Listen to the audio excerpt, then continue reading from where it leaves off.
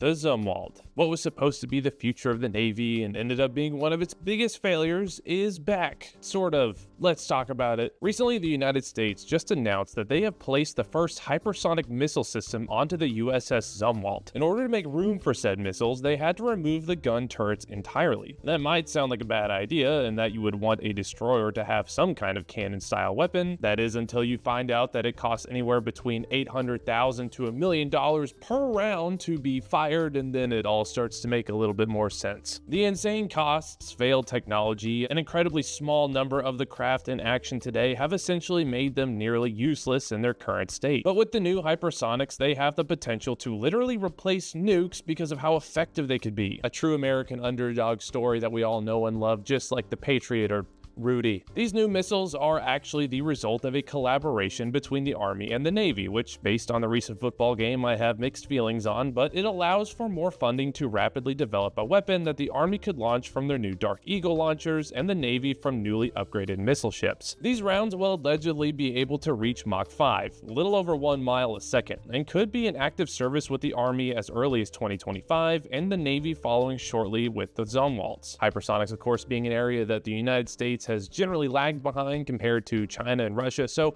I'm glad that we're finally finding a use for the floating PS1 graphic and getting two birds stoned at once. The Zumwalt has been one of the biggest stories of military-industrial complex-related disasters in living memory. What was supposed to revolutionize the Navy's destroyer fleet with its stealthy capabilities and its ability for it to be really easy for 3D artists to render this thing in Blender. But first, while I sit on my 2-year-old niece's small chair, I need to tell you about today's video partner, World of Warships Legends and World of Tanks Modern Armor. Because of the new December update that players can play for free, with premium vehicles available to players across both games, which you can access with the link down in my description. For the fans of naval combat, you'll get to play with the French Tier 2 premium destroyer, the Ensign Gabold. And those of us that like keeping our digital socks dry, you can unlock the British Tier 5 premium heavy tank, the Excelsior, along with all the new rewards for the Winterfest special event, battling it out in player versus player battles from 9v9 to 3v3v3v3. That's a lot of threes. Plays 11 different nations with over 400 different types of ships, from destroyers to aircraft carriers, against a player base of over 8 million. If you're a new player, you'll get a welcome pack with 2 Tier 3 ships, 7 days of premium, 5 common crates, 20 new camos, and an additional bonus of 2 Spectral Vault 2.0 crates with a high chance of dropping a premium ship, and a special event currency that you can spend on the new content.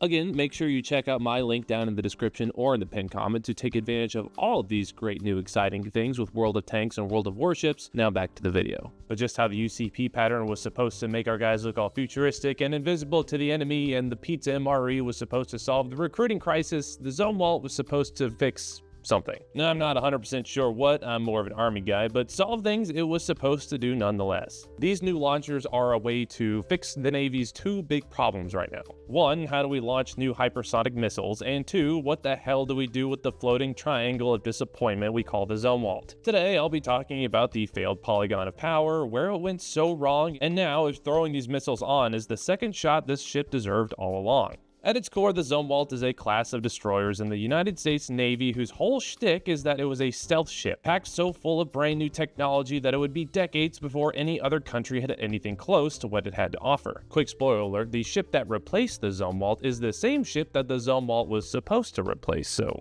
you can see where this is going. First commissioned in 2016, only 3 of the originally planned 32 were ever built, and of those 3, only 2 are in active service. So what exactly happened, and how exactly do you make a 16,000-ton ship that shoots 80 feet into the air stealthy in the first place? We've been trying to figure out how to make giant ships less of an obvious target since World War I with dazzle camouflage, but it wasn't until the 80s where modern stealth coatings and fancy geometries started being used in ships and aircraft designs. Ships like the Sea Shadow and the Lafayette class ships were some of the first to integrate the same technology that keeps things like the B-2 and F-22 off of radar. While yes, these ships are giant targets on their own, and seeing videos of them you might think that there is no way to keep this thing off of radar at all, you would be mostly correct. However, the ocean, stick with me here, is absolutely massive, and unlike planes with limited ranges and predictable landing sites, naval ships could realistically be anywhere at any given time across the entire ocean, and finding them in the first place is not an easy easy task even with modern satellite intelligence. Modern stealth ships you'll find these days are mostly destroyer classes, meaning their main job is to just be a floating platform for long-range cruise missiles these days, because cruise missiles are most effective when the target doesn't know they're about to be hit by one. Having some stealth capability makes it hard to pinpoint exactly where a destroyer is. You probably know that it's out there somewhere, but it means the ship can get a first shot off while maintaining the element of surprise for the most part. The Zumwalt got its start in 1994 as part of the Surface Combatant for the 21st Century program, designed to replace the aging Arleigh Burke-class destroyer. By 1998, the Navy figured out it wanted a dedicated stealth destroyer, but as priorities shifted as the Cold War had been over for a minute, they wanted a ship that was more of a generalist in terms of capabilities. And if you know anything about military procurement and development, that when the word generalist is thrown around, that's when things usually go to shit. By 2005, the design phase was in full swing. While headed by Raytheon, this thing had basically every big defense contractor's name tucked into it somewhere, from Northrop Grumman, General Dynamics, Base Systems, Lockheed Martin, and subcontractors from almost every single state in the US. Despite the fact that the Zumwalt is a destroyer, which on paper would mean it is a smaller ship, it ended up being bigger than any destroyer the United States has ever built, including most cruisers, which are supposed to be bigger than destroyers. However, because of the funky geometry behind this thing, known as the tumble home hull, which is a cottagecore way of saying that instead of the hull sloping out, it slopes in. While it added to the cost and complexity of the design, the inward slope, overall flat designs, and stealth material did manage to reduce its radar cross-section by 50 times, leading to an RCS equivalent to that of a small fishing boat. Additionally, the geometries of the actual design allowed it to slice through water and reduce its noise signature to that of a stealth submarine, able to reach speeds of 30 knots or about 35 miles per hour, and propelled by two Rolls-Royce MT-30 gas turbines. It was about on par, if not slightly slower, than other modern-day destroyers floating around. But considering the days of having to outmaneuver giant incoming rounds from an enemy ship, speed isn't really of the utmost importance anymore. That said, I would love to have some 4K drone footage of two battleships duking it out World War II style, but unfortunately the future is here and it's boring. Because the entire point of this ship was to future-proof it, they had to get a little creative with how they implemented technologies. Because it takes over a decade for ships to go from blueprint to giant floating piece of metal, you have to integrate technologies that are still in the prototype phase so they don't automatically become obsolete by the time the ship is commissioned. With the Zumwalt, this was taken a step further by putting in technologies that weren't even designed yet and were just quote-unquote planned capabilities. It's like a wish list, but costing hundreds of millions of dollars to the taxpayer, like you. Not me though, I don't pay those. But this included computer systems, electronic warfare suites, radar capabilities, ship controls, networks, and even the rounds designed to be fired out of this thing. More on that part later. Long story short, the government cut production funding to only pay for the construction of the first Zumwalt. So basically, if you take the benefits of an economy of scale, throw that logic in the trash can, you get that building just one ship instead of the originally 32 plan means that per ship costs would skyrocket and make it harder for SEC technologies to be produced. In 2007, the Navy convinced Congress to let them build two more Zumwalts, but after that, they were going to get canned, with the cost of the original being a whopping $3.5 billion in 2009, and I'll put what that is in today's money on screen. Total cost of the program ended up being $22.5 billion, and by 2016, that equated to about $7.5 billion per ship, which is not great. One of the biggest failures in terms of cost for this thing was its armament. Being a missile carrier first and foremost, this thing carried a lot of them. The Zumwalt has 20 Mark 57 VLS modules, with each module containing 4 launching cells, giving 80 cells in total. Each cell had the option of carrying either 4 RIM-162 Evolved Sea Sparrows, a Tomahawk, an SM-6, or an RUM-139 in case you needed a submarine exploded somewhere. Now that's all fine and dandy, and no one is complaining about the floating pyramid's ability to fire a missile every now and then.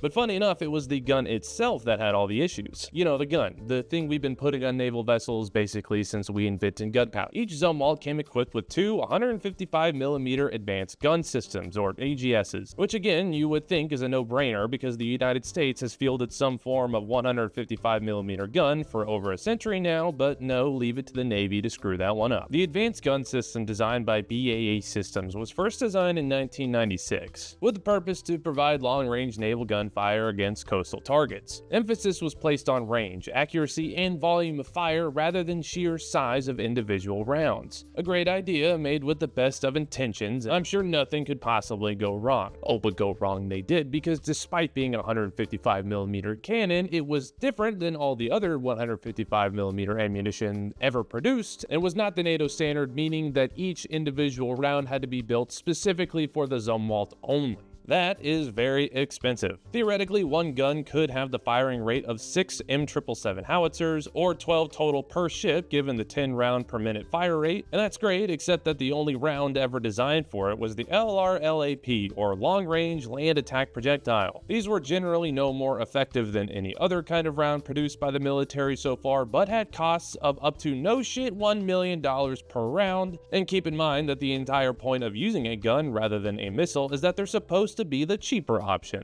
A Tomahawk cruise missile, for reference, costs about the same while carrying a much larger payload over a much longer distance. Originally 2,000 were supposed to be manufactured, but that would have cost the Navy $2 billion, which is a no-go. Honestly, for half the cost of just one of those rounds, I would have carried the 24 pounds of explosives in the round myself and hand-delivered it to the actual target. There were ideas of replacing these guns with something more conventional, but it would have cost roughly $250 million per gun to swap everything out. Multiply that by the 6 guns total, and you have a very expensive way to bring a ship back to square one. The Navy ended up canceling all orders of the round, meaning the actual guns on these ships were literally just dead weight, and a monument to man's hubris or something. So finally, what is the Navy going to do with these floating budget disasters exactly? Slap hypersonics onto it, that's what. Because back in May of 2024, the Navy started ripping out those pesky AGS guns and replacing them with platforms to fire the Common Hypersonic Glide Body Missile, or C-HGB. I promise the dash was important. Instead of guns, these things are being replaced with what was referenced as large tubes and would allow each ship to carry 12 hypersonic missiles in total. These have weird launching mechanisms due to the sheer amount and type of propellant you use to get a hypersonic missile going hypersonic, and they can't just straight launch it from the deck of a normal round. When asked what exactly that meant, Vice Admiral Johnny Wolf just said, "You don't light this thing off inside," probably because it would burn everyone on the boat. This fancy new platform is known as the Large Missile Vertical Launch System, and on average are costing the Navy 20 million big ones in order to rip out the old gun and replace it with the new missile silo. These new silos are still being integrated and tested, while the Army and Navy are both in the early phases of integrating hypersonics into their fancy new platforms. The real test will be to see if they're able to be fully integrated at scale and operational before Grandmaster Ping decides he wants to have a summer home in Taipei, so we shall see. I get a lot of my video ideas from the comment section and from Instagram DMs, so make sure to hit me up on there, and I'll make sure I give you credit if it's actually your idea I go with. Make sure you check out today's partner, World of Warships. Thank you for watching. Please subscribe.